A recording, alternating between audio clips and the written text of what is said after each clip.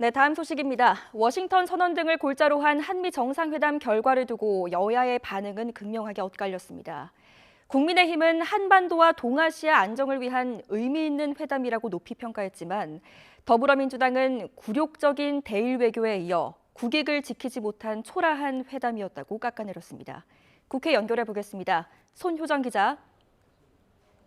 네, 국회입니다. 네, 한미 정상회담 성과에 대한 여야의 반응 전해주시죠.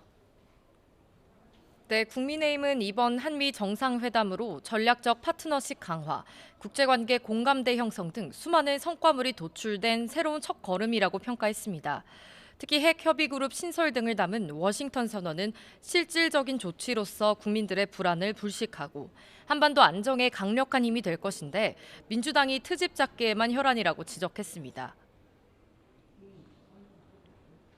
워싱턴 선언은 한반도와 동아시아 안정을 위한 강력한 힘이 될 것으로 봅니다. 가장 성공한 동맹으로 평가받는 한미동맹의 퀀텀 점퍼가 이루어진 이때 트집 잡기에만 혈안이 된 민주당의 모습이 안타깝습니다. 반면 민주당은 워싱턴 선언은 기존의 미국 해구산 정책에서 나아간 게 없다며 방미 성과가 초라하게 그지없다고 비판했습니다. 또 문제가 됐던 인플레이션 감축법과 반도체법에 대해서 미국으로부터 모호한 회피성 답변만 들었다며 일본에는 퍼주고 미국에는 알아서 한 수 접었다고 꼬집었습니다. 굴욕적인 일본 퍼주기에 이어서 이번 한미 정상회담에서 역시 정부는 국익을 지키는 데 실패했습니다. 일본에는 퍼주고 미국엔 알아서 한 수 접는 호갱 외교라는. 네, 오늘 오후 국회 본회의에서는 쌍특검 법안이 패스트트랙 법안으로 지정됐죠. 네, 조금 전 50억 클럽 의혹과 김건희 여사 주가 조작 의혹 두 개의 특검 법안이 본회의에서 신속 처리한 건, 즉 패스트트랙으로 지정됐습니다. 지정 동의안 표결은 무기명 수기 투표로 진행돼 모두 183명이 참여했는데 50억 클럽 특검 법안은 183명이 찬성했고 김건희 여사 의혹 특검 법안은 182명 찬성과 1명 반대로 모두 가결 정족수인 180명을 넘겼습니다. 하지만 법사위 논의 180일, 숙려기간 60일 등 최장 240일을 거쳐 본회의에 특검 법안이 올라가는 만큼 최종 처리까지는 8개월가량이 걸릴 것으로 보입니다.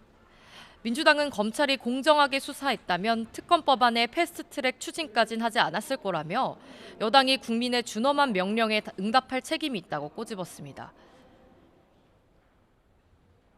윤석열 검찰이 정말 법 앞에 평등하다는 것을 입증하기 위해서 철저하고 공정하게 수사를 신속하게 해왔다면 이 상황까지 이르지 않았을 것입니다.